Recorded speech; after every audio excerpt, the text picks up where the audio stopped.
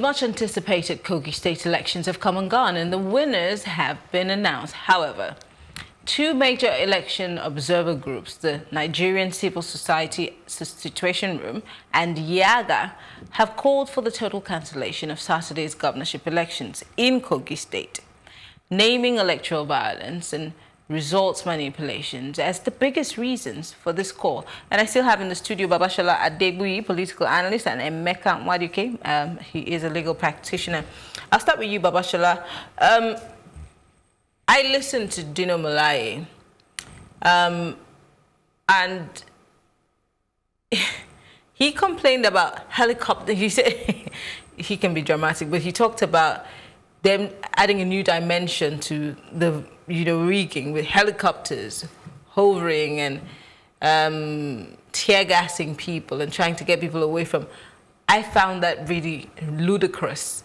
But also there was another candidate who complained about the fact that the elections were a sham. And these are observer groups also complaining about it. I didn't think that this would happen in Kogi. I was actually hoping, and I was so certain that this would happen in Bayelsa, because we know that Bayelsa is also a hotbed when it comes to elections. From the outside in, what did you observe as per the election malpractices? First thing first, the Kogi election was totally below the Nigerian standard. How do you mean? Yeah, because I think this is the first time I'll be hearing of seeing the helicopter. Actually, because I saw the video and I saw the helicopter hovering up there with tear gas up and down. I saw the video, and a lot of people were shouting, "Oh, you can see them shooting tear gas at us!" All this. So I saw it. That's number one. Number two, to the extent of policemen, okay, let me say men in uniform, going to the polling unit, shooting people there, cutting away the ballot boxes. I saw that too. I'm talking of what I saw in the social media and even the paper. There were the conventional media too, like newspaper, also carried some of the news and even the pictures of some of them. So for me, it's totally below the standard. We have never had a very good standard. So for this election to be below the standard that we are known for, I think for me, I want to support what these guys are calling for. That's on that. Then on the assessment, I will also want to be in support of the total cancellation. Election did not hold in Kogi State, as far as I'm concerned. But they declared a winner. Well, it has always been, they must declare a winner. Election did not hold in Kogi State, as far as I'm concerned. I'm not talking of the general view, but for me, election did not, that was not election, that was a battleground. It was actually a battleground. A lot of people were killed. I even thought River State, River State is the most senior, but the dimension of Kogi was totally beyond what I expected. Bayelsa State, I didn't expect much because we saw the body language of, like I said, most of the leaders of PDP where they were. But the Kogi State, it must be, they quoted, what's it called? They apply the Bible quotation, everyone suffer violence. So it's only the violence that can take it by force. And we saw that on social media. But Mr. Waduke, this is civil society, of course. They're supposed to have a certain power to speak truth to power in situations like this. But then again, most times when civil society in Nigeria speaks, nobody listens to them. INEC also plays a part in, like I said, they have announced a winner amidst all of the pockets of violence. Is INEC not somewhat of an accomplice in how terrible our electioneering process has become? And I'm not solely placing this at the foot of INEC, but they are the umpire. Do they not play a role one way or the other in how bad and such a sham, or how much of a sham that our electioneering process has become? Yeah, certainly. Because if we're using the Kogi election as a yardstick. Obviously, the election is a disgrace. If given all that we've read in the media and all that, because even before the election, the handwriting was there. You don't even need to be a DSS person to know that the election will be marred by violence. In fact, I know of people who left town, who left Kogi. That was how bad it was, because they on the eve of the election, because they felt their lives were on the line. That was how bad it was. But every day, INEC and the NOA are asking people. In fact, civil society, we're preaching every day. The media, go out and vote. Your vote is your power. But then the conduciveness of the atmosphere is not there. If we see whether those men who were dressed in police uniform were real or fake, people were not safe. People allegedly were being tear gassed. Why would anybody want to go out in the future to queue up behind anybody and vote? Is this not one way or the other trying to destroy any iota of will to come out and vote or cast your vote in Nigeria? Definitely, because again, even the fact of the helicopter is in the NBA, Nigerian Bar Association report, that a police helicopter was dropping tear gas. So it's not even hearsay. The Nigerian Bar Association verifies that. So that's how bad it is, and it's very widespread. There were, there was intelligence that the state would basically was arming youth gangs, and with guns and all kinds of materials to either prevent, because even before now, even during the previous election, that was what happened. I was told personally that if you're for a different party, they'll basically tell you to go back. If even on the eve there were shootings, there were and this was like broad daylight. So the state was basically at war before and during the election. So, and this is unacceptable.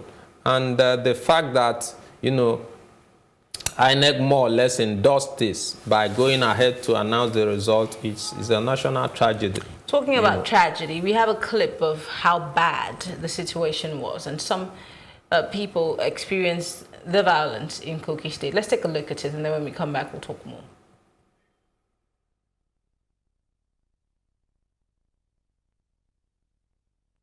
Guys who have come around to scatter our balance. Guys, this is what they do. These are people from YIAGA.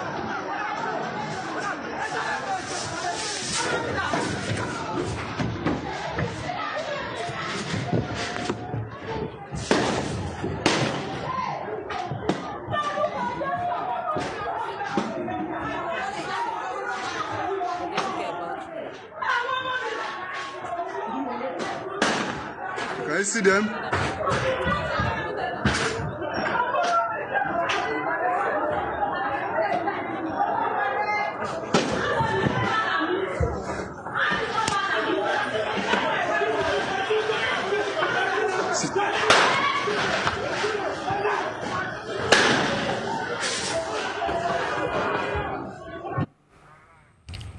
This feels like where we were in Sierra Leone when they were having the Diamonds War, or I mean, I'm just thinking, it looks like a genocide of sorts, and that is supposed to be an election polling unit. They're normal human beings carrying guns, and I asked the question while we were watching, these people that are contracted to carry guns and shoot at people at polling units, what if the same thing is happening to their family members at another polling unit? Do we really process these things before we decide to carry a gun for whoever pays? Well, the other time I said it wasn't election, it was like a battleground. And now we can see this is just one. I've seen a lot of them. shooting up and down. Let me tell you, a terrorist doesn't care about his family. All he's taking off as at that time is all about himself. It's just like someone producing fake drugs. He has forgotten that one day his son or his daughter will fall ill where he is not with them, and someone will send someone to go and buy drugs, unfortunately to be his own drug that will give to this daughter and son. So, but what they are after at that time is how to make money from people. So, same thing with thugs. Thugs have no reasoning of themselves, of what happens tomorrow. It is about now. We must do what we have been assigned to do. So sometimes they can, if they have that chance. At whose expense? To the detriment of who and what? Well, it doesn't concern thugs. This is the guy, he has given us money, he has mobilized us, it's the money we're after. So the money is there, let's go and carry out his work. What I saw on that screen was a state that is not ready for democracy. I could see the roofs and the houses. It's an underdeveloped area. And with due respect to the people from Kogi State, if a person is willing to kill for a seat, is that really a leader? Pastor Wadike? What's his name? Governor Yaya Bello is rated as a spectacular failure in governance. At any rate, people even suggest that he wasn't prepared for governance because recall that he even lost the primaries and was just, went in by stroke of luck following the death of this other gentleman, Audu. Over time, he's not shown any capacity to govern. So, and virtually everyone you ask from Kogi will tell you that Governor Bello is not delivering on anything as regards the democracy dividends. But he's been a lucky gentleman to maybe have the right connections and to be given 10 billion by even our National Assembly on the eve of this election. Then again, a lot of people have also, there are a lot of question marks attached to that money that was released on the eve of the election. Yes, I was coming to that because of course people suggest that it's for election rigging and bribery, vote buying and all that. But even aside from that, more painful is even the fact that people say that because the money was supposed to be for projects executed. And the indigenes say we've not seen even anywhere you've dropped even a barrel of sand, not to talk of doing any project for this money that you were given. So that's how bad it is when you reckon with this gentleman as regards governance. So for such a person to then be backed, by the powers that be, at the federal level, and to again then be rubber stamped by INEC is a tragedy of massive proportions. So, and we're quite sad. Finally, my last question to you, Babashala. I'm trying to push this out, this in the best of ways. I'm imagining, what do you think the world is saying? Because, of course, like I said, it's a global village that we live in now. Whatever is posted on social media can be seen anywhere in the world. And I'm sure that people tagged all kinds of people, the United Nations, the US consulate, all sorts of people. And they're watching these videos and they're looking at us and thinking all sorts of things. And we're supposed to be a giant, because we're no longer the giant, of Africa. A big country, we're supposed to be civilized, to be able to understand the difference between a democracy and whatever it is that we're doing right now. Do you think that we're losing gradually, or maybe we have lost our respect in the Committee of Nations or in the Committee of States across the world? In the year 2015, I was not in the country when the presidential election was conducted. So I came back before the gubernatorial election. I was in one of the airports out there, and someone said, "Oh, you're from Nigeria? Oh, you guys had a wonderful election. That was a good election. That was a good election. We're proud of you guys." I doubt if the same will be said of Nigeria now, because that time the election went on peacefully. I would say it was peaceful. But in this year, 2019, I can tell you it was not peaceful. And what the world will be saying now is they are not serious. They are not serious. They are not ready for democracy. Nigeria is not even ready to develop.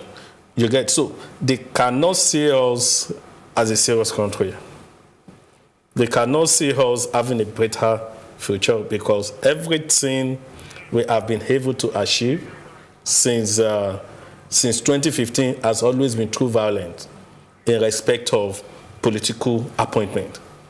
You get, so, and this we, in one way or the other, discourage a lot of potential investors who are to come into country and invest, because they are not sure of waking up tomorrow and still find out that their business will still exist because of the violence. Just let me ask a question. In Kogi State now, how many businessmen we think of going to Kogi State to start something? There is a tendency for violence to continue even after today, because the evidences are there. And YIAGA is not even helping matter. So no businessman we think of going to Kogi State. And unfortunately, in the last 4 years, I have not seen anything being achieved by the sitting governor to even encourage investors in that state. So I'm not seeing anything good that the foreigners will talk about in respect of this election. But if it's about the human potential or what we have been able to achieve individually, I see that go. But as a country, for election period, forget it. Do we see this changing anytime soon? Anytime soon? Because he said the bar used to be here, but it's dropped completely. The egg's been broken. There's nothing left, because this is the lowest of lows. Yes, I think the major worry is really this INEC leadership, and we must place the blame squarely, because at the very basic, this election, especially in Kogi, has to be cancelled.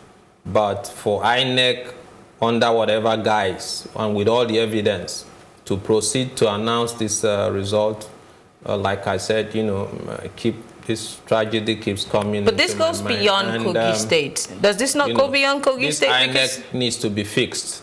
We don't have the requisite leadership currently in INEC to deliver. Is it just about this INEC or all of the INECs we've had from when we started what we call a democracy today? Anyway, we're going to deal with what we have presently. Obviously, we may have made progress, but if this is probably, of course, your best result is, your latest result is your rating, the current rating. So if this is what we have now, this INEC has to be rejigged entirely. Well, something funny happened on Sunday. Initially, Smatadi was declared the winner. So later in the evening, we now got another one. Oh, it has been declared inconclusive. So there is a problem with INEC. Well, it's quite unfortunate, but I want to say thank you, Babashola Adebuyi, political analyst, and Emeka Nwadike, legal practitioner. Thank you, gentlemen. Unfortunately, we have to end on that sour note, but there's a lot to be said, and we will take a break. When we come back after our plus report, I will say that thing in my take. Stay with us. The Center for Ethical Conduct has called on Nigerians to imbibe ethical conduct and shun corruption in their dealings. The center, at the 2019 Ethical Moral Summit in Abuja, stated that there is a need to reposition the nation, shun hate speech, and embrace good morals. We are trying to position our nation in the right frame from the believed order that they wish to have, that Nigerians are corrupt peoples. We are trying to see how to change the narratives from bad to better, and from better to best. And that is the reason why we came up with trying to see how we can stray the importance of ethical conduct as a nation. We are also in the same vein launching the Morals magazine. It's going to be the media reach out of the Center for Ethical Conduct, Orientation and Empowerment. The purpose is to further help us in our crusade to reach out to more people that we cannot reach out to via Summit. The piece of publication will be able to cut across all boards down to local levels and everywhere by special grace of God Almighty. So the purpose is to those who cannot actually be in our programs, who cannot capture, the magazine can actually reach out and communicate. In the course of the program, we try to argue or to tell the people that there is a need for ethical and moral leadership, because we cannot separate that from power, because that's what will actually guide our leaders. And as the election is going, we implore the people to be ethically governed, conduct governed and guided, to put themselves in peace and to actually work and vote and maintain peace and orderliness during the election. We should be able to encourage freedom of speech. It's a fundamental human right. Hate speech is not good. It can condemn someone unjustly. It can destroy the nation. I think what we should do is orientation, to orient people about the consequences of hate speech. That's number one. Proposing a death penalty is not the answer. It's just a way of, making people not talking or saying what they feel. So I think instead of proposing a death penalty, what should be done is to ensure orientation. We discovered that moral and ethical behavior is vastly disappearing in our society, and it is something that we need to move forward as a nation. So I want to say a big congratulations to them for putting this together. I personally, I want to thank my log for being a participant in this kind of program, because it's something that is going to benefit me. The things that I've learned today, I'm taking it back to my organization. I'm a public servant, and I believe that if we can imbibe the practice of ethics and moral in our place of work, definitely Nigeria will be a changed country.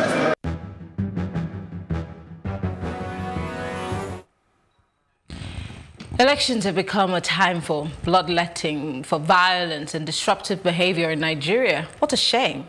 And with all the talk and advocacy against violence during elections, it seems nothing has really changed. Certain people have decided that this is the way to go, no matter what. So how do we change this? How do we fight it? Can we really ever stop it? Because it seems like it's become our normal behavior. Well, the answer lies with us. If we truly, really are ready and want to end this dangerous way of conducting elections, we can and we will. The solution, I believe, lies with us all. I am Mary Aniko, and it's been Plus Politics.